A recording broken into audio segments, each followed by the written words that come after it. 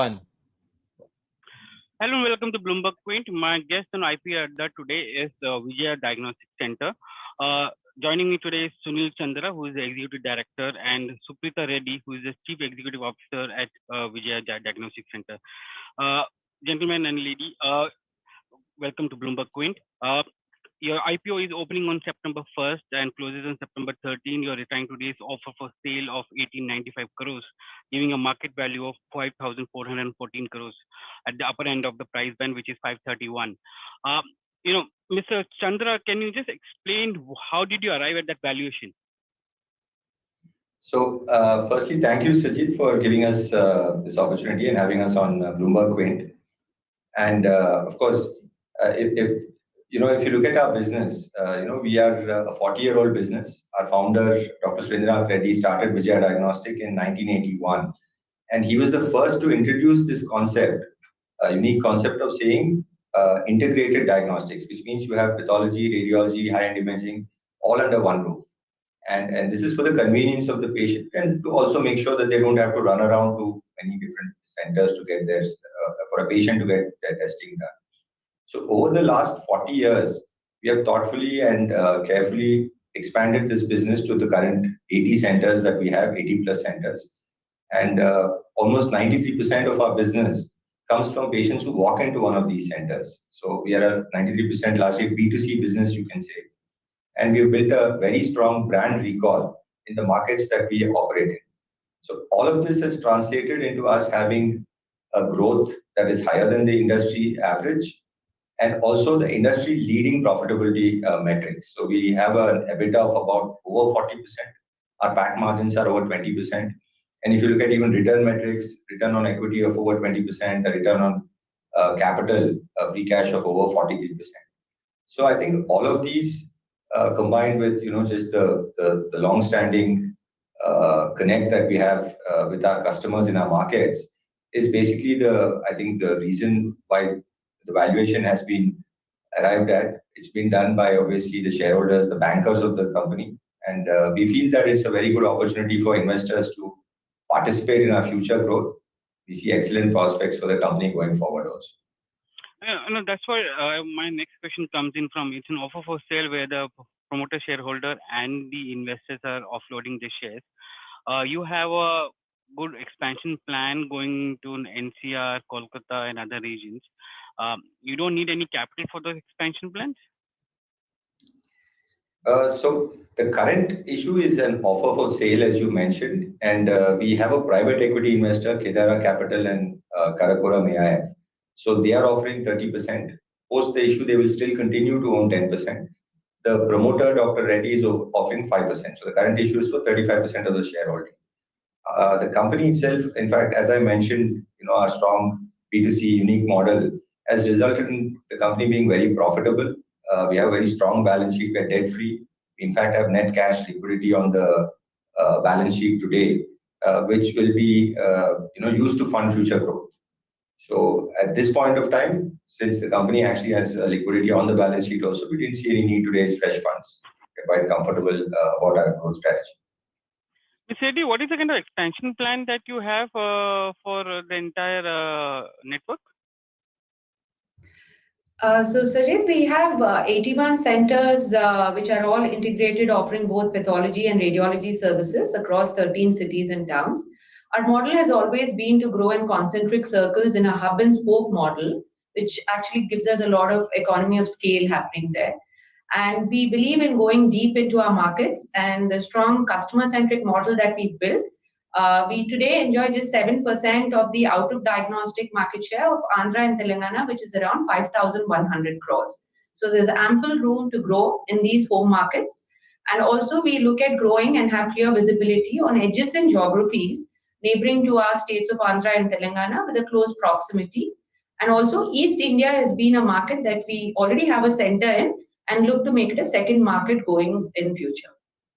So, what is the kind of investments that you foresee in the next couple of years as you expand into East and neighboring Telangana and Andhra? Sajid, keeping the historical growth that we've already been growing at and going forward, we would typically be investing around 65 to 70 crores year on year, with a combination of both a hub and spokes coming up in these geographies that I've already mentioned. And what is the kind of cash generation that comes in on a yearly basis, Sunil? So if you look at the last financial year, we had a revenue of 377 crores. And I think the PAT margin. From FY19 to 21, revenue from operations has increased from a CAGR of 13% to about 377 crores. And we've been growing at a CAGR of 15% from 17 to 20. And we've always delivered industry-leading 40% plus EBITDA margins and also 20% above PAT margins. So you will be able to maintain the 40% EBITDA margin as you increase your expansion into that area?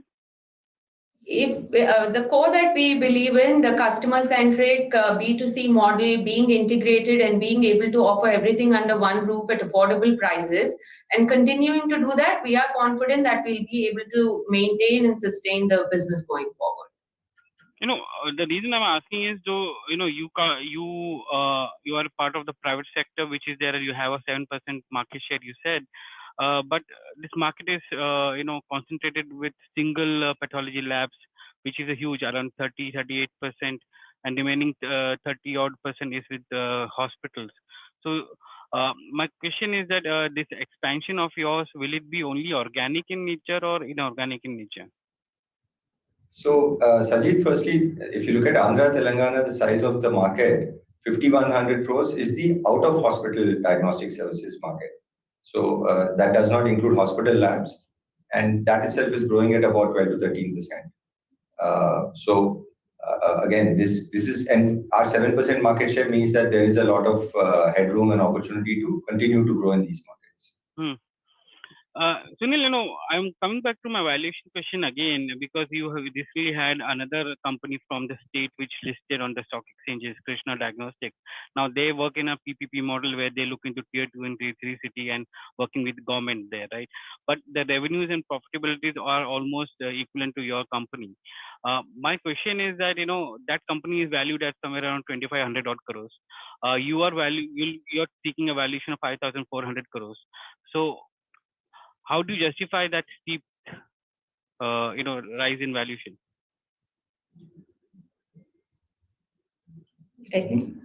So I think firstly, Sajid, the business models are not comparable. I agree that. I'm talking about revenues and profitability part of it, and I'm looking at the valuation that comes to you as part of that.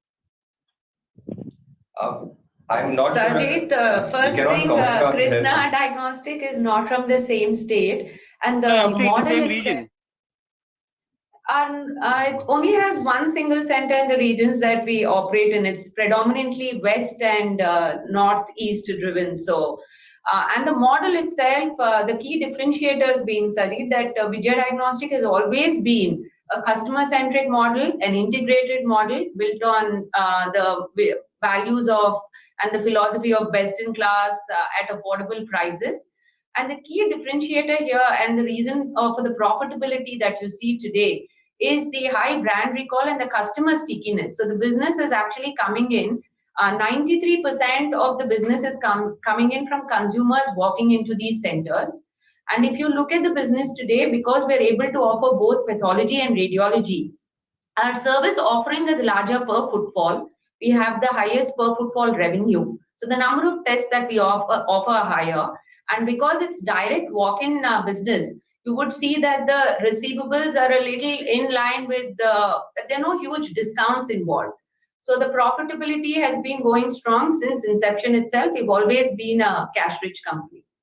So, and just to add, sorry, so we are consumer-facing B2C. Our model is very sustainable. There is no risk like in a PPP contract, for example. And again, because most of our business comes from these walk-in patients, we in fact have negative working capital. So we don't have a receivable issue also. And if you compare our margins, I think although they are in the 30s, we are north of 40% kind of an EBITDA margin. We are, I think, having the leading margins in this industry. And more importantly, we've established this over a period of 4 decades, and we see continuing growth without diluting these metrics. Either the growth rate or the profit. I totally agree with what you're saying, but the reason why I'm asking this is because it's also into diagnostic business, though the model is totally different. But the revenues and profitabilities are little comparable, though margins are slightly lower than yours, as you said. And so, does it warrant valuation which is almost double yours? That's what my question is. See, if you in fact look at some of the other listed peers who may be a little larger than us, we are at probably a discount to them. But this is all, valuation is something which is a function of so many parameters. So we have had bankers and, we've also done more than 100 institutional roadshows, and the feedback that we've gotten from a lot of them has been overwhelming. And more importantly, more than valuation, Sajid, the importance in the family has always been to actually grow the business. It's never been about how do we value it. It's on how we grow it and how it is more meaningful and how we can keep it more sustainable. And I think that's gone a long way, and they've appreciated the fact. And if you look at the valuation today, it's the advice from all of them and the BRLMs, and it's been decided that this is an appropriate valuation, keeping that in mind. Feedback. No, I agree what you're saying, but the reason I'm saying is that you're coming to the market where investors are going to acquire your shares from investors who are exiting the company, and they're not putting in money for the growth capital of the company, right? So that's the reason I'm asking you this question. It was meant from that perspective that it's an offer for sale where the existing investor are exiting at a higher valuation, but the investors who are investing in your company will not be putting growth capital in your company. So that's where the question comes from.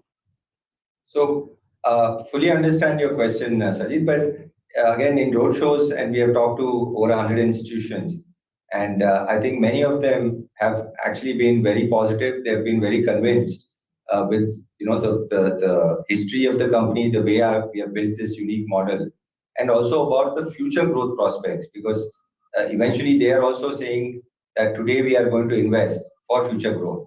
The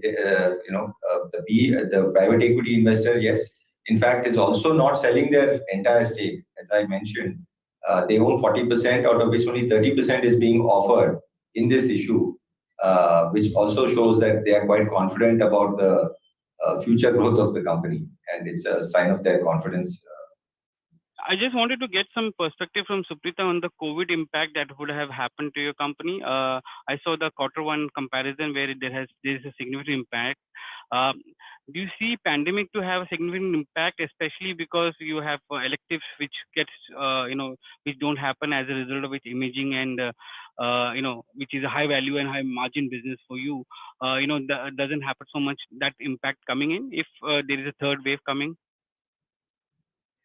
So, Sajid, the first thing is, yes, COVID did have maybe an impact, and sometimes if you can also look at it, there hasn't been an impact. But when it comes to our home markets of Andhra and Telangana, the regulatory system here did not allow for COVID testing in the first quarter in these regions by private players. So, Vijaya, even though was the first center to have been approved by ICMR to test COVID, we only started testing from Q2. And that's why you see that there has been some amount of cost saving that the company has done in terms of rentals or employee cost or other things, which has just had it was only in the quarter one of the company. And if you look at a like-to-like comparison with other players for our rest of the 3 quarters, the growth has been around 20 to 22%. And since we are an integrated player, I don't think there was a huge impact in terms of whether there was elective surgeries or COVID testing alone. So we saw an increase in COVID during those times. And when the pandemic actually came down a bit, we saw that normalization of the business was much faster for us. And hopefully we don't see a third wave coming, but we don't see a huge risk from that at all. I just need a clarification, Sunil, on subsidiary MDSL. You've mentioned that it's listed on the Bombay Stock Exchange. It's a fully owned subsidiary, right? No, it's a listed company, Sajid. So we currently own about 62%. Vijaya Diagnostic owns 62% in MDSL. Is there a proposal to merge it with the company now that the parent is going to get listed?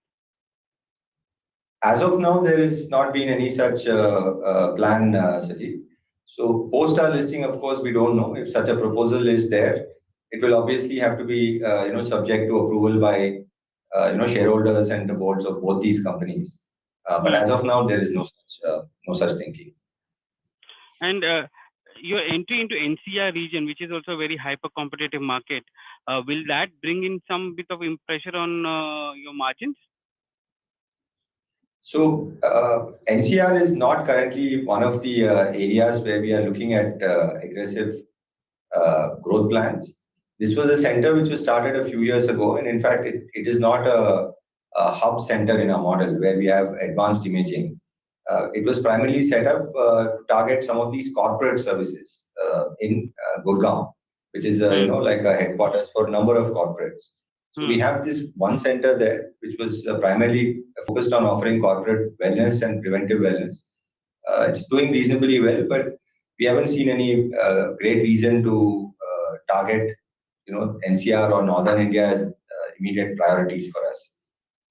So tell me, when you're talking of your model, which you have a 40% EBITDA margin, what is the kind of break-even that every center brings in the sense, how much time does a center take to break even, given the kind of cost that is involved, and it's an integrated facility, so the cost would be much more to set up, right? So Sajid, Vijaya is an integrated model offering radiology and pathology across all its centers. So some of them would have basic radiology and some of them would have advanced radiology. Both formats of our hub and spoke that we have in our cluster formats, both the formats normally break even in the first quarter itself. Oh, okay. So then because of the strong brand recall we have, the ramp is very high in the markets here. Okay. Suprita, I just also need a clarification on one of the cases which is ongoing on you, I think, which is pending in one of the courts. What is the status of that? Sure, Sajid. So this is a litigation that we've mentioned in the DRHP. So this is about a case. I was a non-executive director in a company called Park Health Systems in about 2006. And there was a fire accident that happened there. And as a result of that, all the directors were charged. And the updated case details is mentioned in the DRHP. And as of now, the matter is sub judice. Okay. It's been a pleasure talking to you guys. Wishing you all the best for the IPO, the Vijaya Diagnostic Center IPO, which opens on September 1st, closes on September 3rd, pricing between 522 and 531 per share, and the company plans to raise 1895 crores through offer for sale, which will go to the promoters and private equity players. Thank you very much, Sunil and Suprita, for joining us on Bloomberg.